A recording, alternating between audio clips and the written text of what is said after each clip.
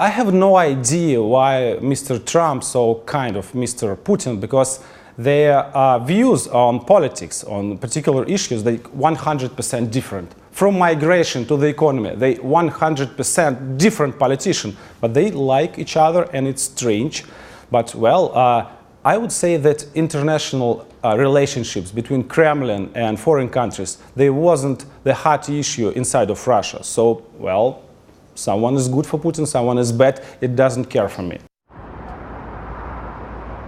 Now, Lucy, there is one very specific issue which Mr. Navalny is lending his thoughts to, and I'm sure that President Putin inside the Kremlin is thinking about the same thing also, and that is sanctions, the future of Western sanctions, particularly US sanctions on Russia. Of course, they were imposed after the annexation of Crimea and Russian intervention in Ukraine.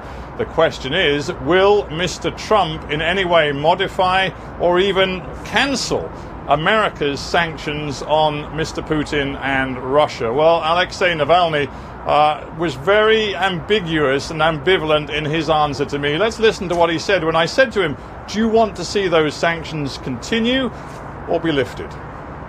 I cannot support this part of sanctions which applied towards Russian economy in general, since I'm a Russian citizen.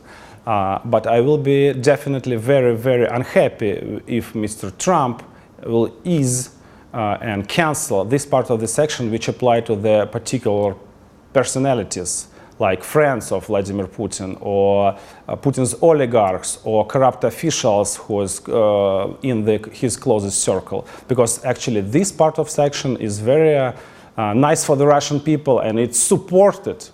I'm joined by Fyodor Lukyanov, who is one of Russia's leading foreign policy experts. He edits the magazine Russia in Global Affairs. And Fyodor Lukyanov, you look at the US-Russia relationship very closely.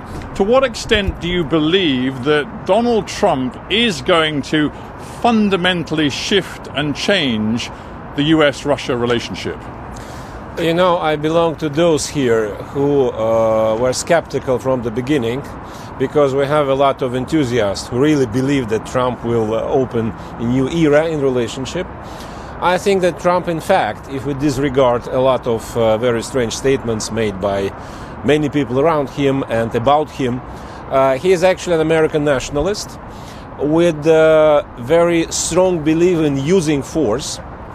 The difference between Trump and his predecessors is that he's not about to change the world, and he's not about to change anybody. He's just about to use force to promote US national interest. I asked Alexey Navalny specifically about sanctions. He wants to see those sanctions maintained, particularly the specific targeted sanctions against individuals. Now, Mr. Trump suggested that he might be open to a deal with Vladimir Putin, sanctions eased in return for Russia's agreement to reduce nuclear armaments. Do you see a deal in the making?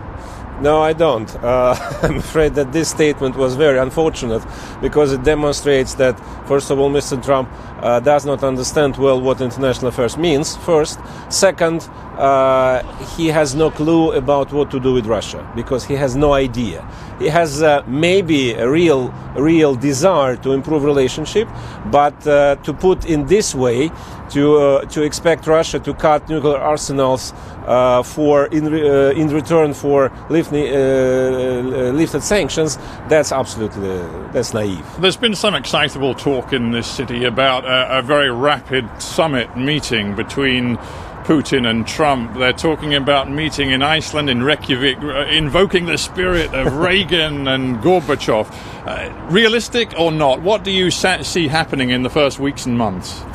I think we can expect a rather early meeting, but not very early. It's not about weeks, it's rather about months. Reykjavik, why not? Really, to recall old good time of the Cold War, Gorbachev-Reagan. I would personally say that due to very much change international environment, it should be meeting somewhere in Asia, not in Atlantic, but in Pacific. But it's up to them to decide. And in a word, what's your message to all those around the world who've listened to all of those allegations about dirty tricks, about hacking and honey traps, and believe that in some ways Russia has engineered Donald Trump's presidency? What's your message to them? I'd love to believe that it would be correct. Unfortunately, I don't think it was the case.